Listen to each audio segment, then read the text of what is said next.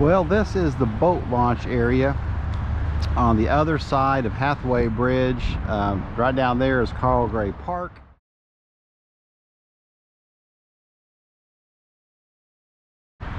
This is really nice. Again, if you have handicap issues, this would not be a bad spot to come to. Now, you're fishing a flat though, so it's going to be a little different than fishing the bridge. And you can get to the bridge by going down a dirt road that way, but it would be very hard unless you had sand wheels. But this is just a beautiful flat, so I thought I'm going to come. I knew this area existed, and it's really easy. Right there's my car, so it's very simple off and on. And let's see if anything's going to bite on this side of Hathaway Bridge. One thing I've realized with the hat cam is I've got to minimize my head movement, which is hard for me to do because I like to observe and look around. You know, you hear fish jumping or flapping, and I watched last night just some of the initial video stuff and realized that I do a lot of fast head movements. So if anybody gets seasick while watching my videos, well, I guess you could say they're authentic as far as getting seasick, but I'll have to work with the hat cam more. I do like it better though than my chest mount, because the chest mount, it tends to be, especially when I get out into deeper water, all you see are my hands and the reel, and that's kind of irritating. So at least with the hat mount, you get to see better what I'm looking at, and don't have to just look at me reeling in my lure all the time. So hope you all like the different angles. I'm trying to do things, you know, that make viewing a little more enjoyable. Not that I am some kind of awesome whatever, because I'm not. I'm just an old dude who likes to fish. But I know some folks like to share their adventures and their experiences, and I don't mind doing that because I'm hoping to encourage you to get out and do something you enjoy doing. It doesn't have to be fishing. You know, you may enjoy hiking, or you just may enjoy coming and sitting by the beach, or going by a creek and enjoying the sound of running water. Whatever it might be, just getting outside is what really matters. Catching is awesome, but it's always the byproduct of being out fishing. So I'm hoping to catch something today. It's been pretty lean this week, but that's why they call it fishing.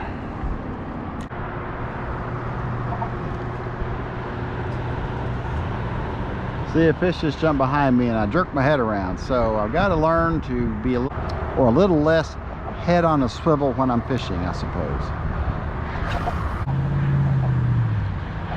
And it's another overcast day, which I know most people in beach world hate it, but I love it.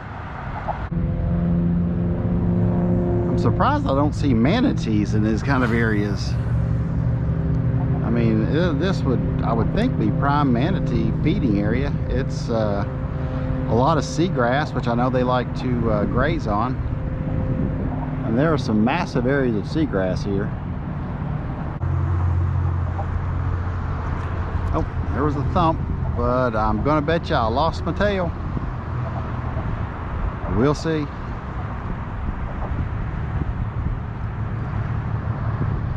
Nope, I did not.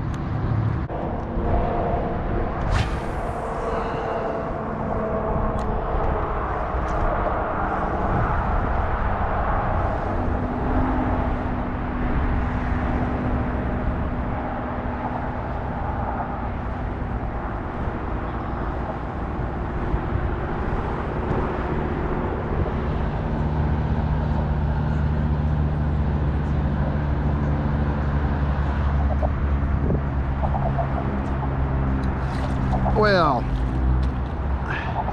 ha! There you go. A speckled sea trout. He took himself off, but yay, a fish. Not a skunk this week. Well, I caught that stupid lizard fish yesterday, but that's awesome. And if you're wondering how deep it is, you can see my car, and I am in basically hip deep water here. So not deep at all. All right, the good old popping cork. Let's see what happens. I may go back, well, I'll go back to a gulp jig here in a minute, but thought may as well pull out all the stops today. But I did catch a fish. Woo! All right, let's see what happens with the popping cork. I never fully got the popping cork, to be honest with you, but it seems like it mimics the feeding sounds of redfish or other fish in the flats. So let's see what happens here. And one thing I do know, braid casts a country mile, which is one thing I love about braid. And I keep hearing fish. I'm trying to move my head slower so I'm not making everybody seasick. So everything is about learning.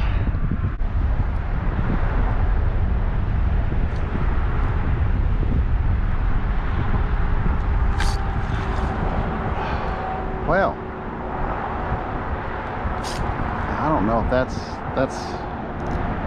obviously something small, but taking the bobber under. Ah, cool. Got fish nipping at my feet and legs, and it's a little uncomfortable. These aren't bluegill, they have teeth. And I've got a mosquito bite that I scratched too hard that when they find it, they like to nip at the dead skin around it, and it's not awful, but it's a little unsettling. God, this is beautiful out here.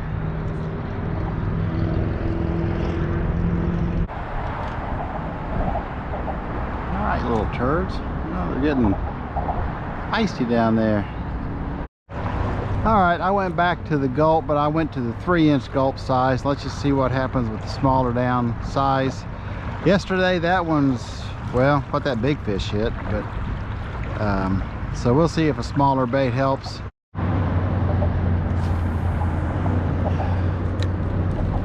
Oh, either something just startled that gar, or I don't know what. That's a pretty daggone big gar. Or needlefish, whatever that was.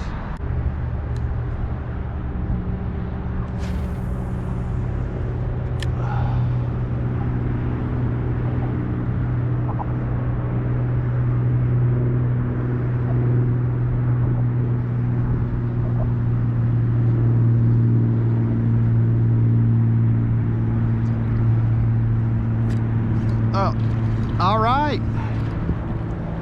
Looks like that smaller profile was the key. That's a nice little trout. For me, anyway. Heck yeah. I'm gonna guess about 13 inches, and he just chomped my fingers. Hell, man. Fishing all day and catching nothing, and go down to a smaller size and wish you had your net, but you don't. Pliers are back in the tackle box. All right, buddy, I'm trying.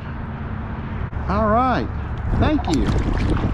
Good deal, man. See you, bud.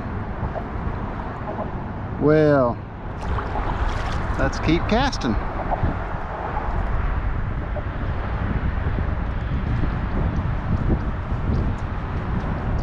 Just had a hit, which I'm going to guess took my tail.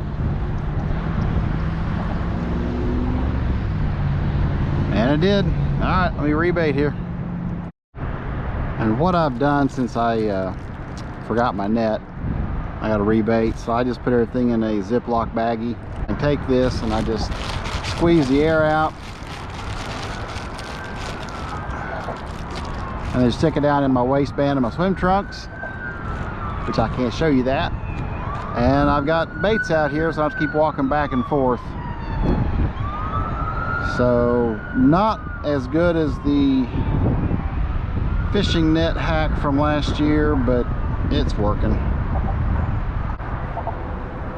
Had another bite just there. I don't know if those are pinfish or what, but who knows? That's why you keep fishing.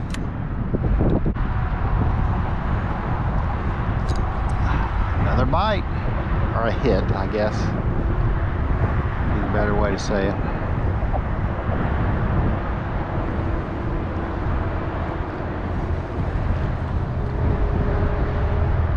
Yep, pulled my bait down, so let's get that fixed. All right, getting kind of fun.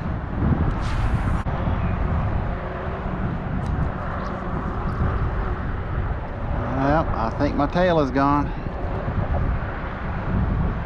And it is. Let's see if it'll still swim. He's still got some action. Another bump.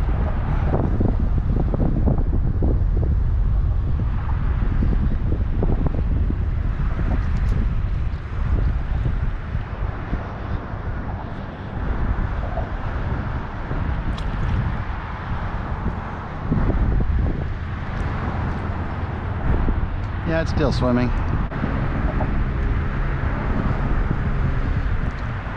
Oh man, nice thumps, but I can guarantee you my tail's gone this time. All right, throw back out there. About ready to wrap it up. Dang it, they keep biting. Another bite. You can tell when they get the tail. This is the last one I've got in the bag with a whole tail, so this will be it. I won't say last cast, I'll say last gulp in the bag. How about that?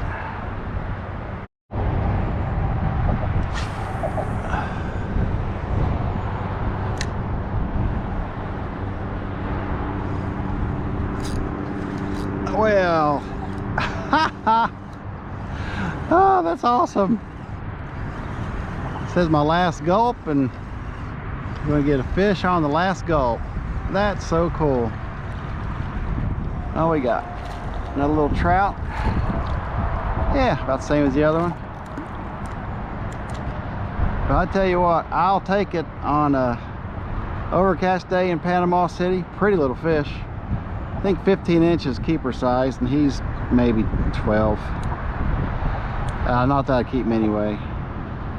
How awesome is that? All right.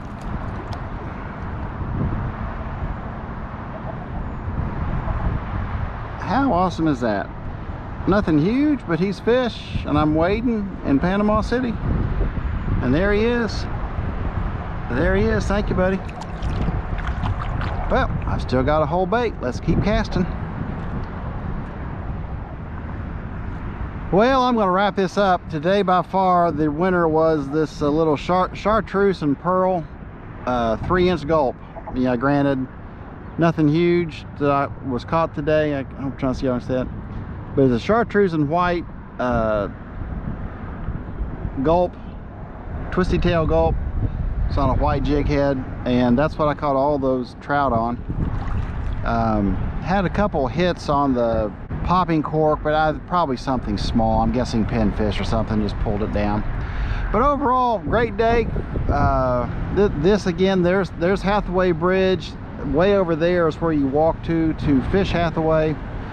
This again is the main boat ramp area, at least for this side of Panama City. And it's just a big flat area. Over there's Carl Gray Park, and you can see my car right there. That's just how quickly and easily you can be out fishing these flats. If you came in the morning, you might have some better redfish luck. I just like to get out and do whatever because I live in Kentucky, and this is not something I get to do at home. So as much as I can do it in Florida, I try to do it. So thank you all for watching, and I will catch you in the next video.